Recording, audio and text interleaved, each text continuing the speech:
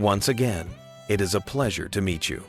What is the process of DNA testing, and do you know if the genomes of all humans are 99.90% identical?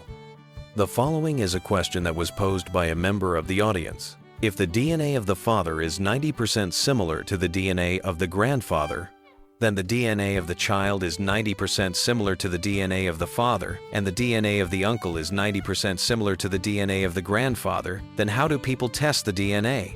If a DNA test is performed on relatives, will it be found that they are all similar to each other by a small percentage? If the parents have distinct DNA, then how is it possible for the child to have a genetic makeup that is comparable to that of both parents? How come?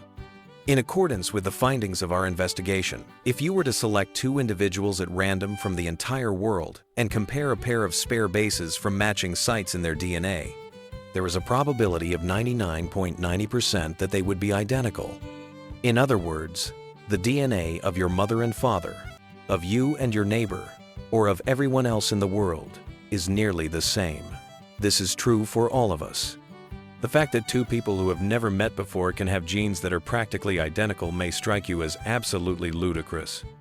In point of fact, all of the variations that you observe, such as height, weight, chin shape, speaking power, hair color, eye color, or skin color, are only phenotypes that are defined by a very small portion of our genetic pool. In addition, when you consider your family tree, you will comprehend the reason why the 99.9% percentage is present.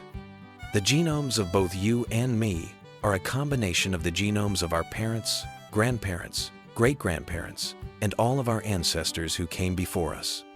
The genomes are replicated during the course of each generation in order to ensure that the base pairs are organized in a specific sequence. Consequently, according to the theory, our genomes are nearly identical to those of our ancestors who lived millions of years ago. On the other hand, when one considers the past, it is evident that we have undergone a significant amount of change in comparison to our forefathers. That is due to the fact that faults manifest themselves during the process of copying and duplicating the billions of base pairs that make up the genome, and these errors accumulate over the course of each generation. Because of this, humanity has progressed further than our forefathers, and this is also the reason why everyone's genes are a little bit different. Well, in point of fact, due to the fact that all life on Earth began from single-celled ancestors billions of years ago, you will always find commonalities in the genomes of living things on Earth, regardless of the species. The more closely related the species are to one another, or the more common ancestors they share, the more that their genomes are to one another. To give just one example, bananas and humans share up to 60% of their DNA. In terms of genetic makeup, humans share 65% of their DNA with birds, 90% of their DNA with mice, dogs, cattle, and elephants, and 98 to 99% of their DNA with chimpanzees.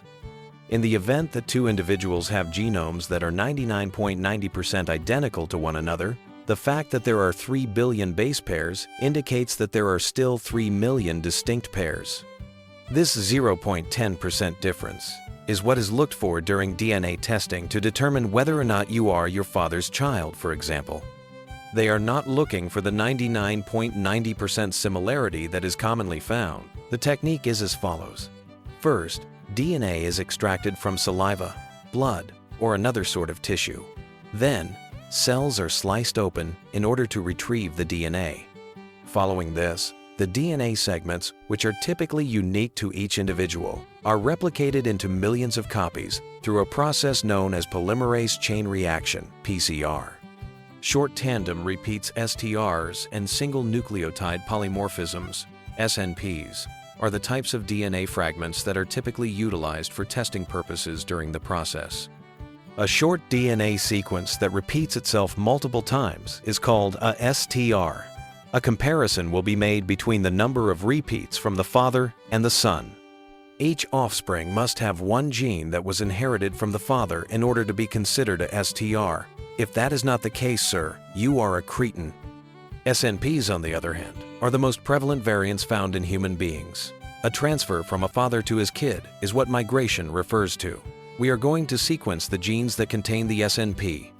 It is a sign of harmony in the family when the father and son are similar. On the other hand, if yours is similar to that of your neighbor, then you are a cretin, sir. To put it simply, that is it.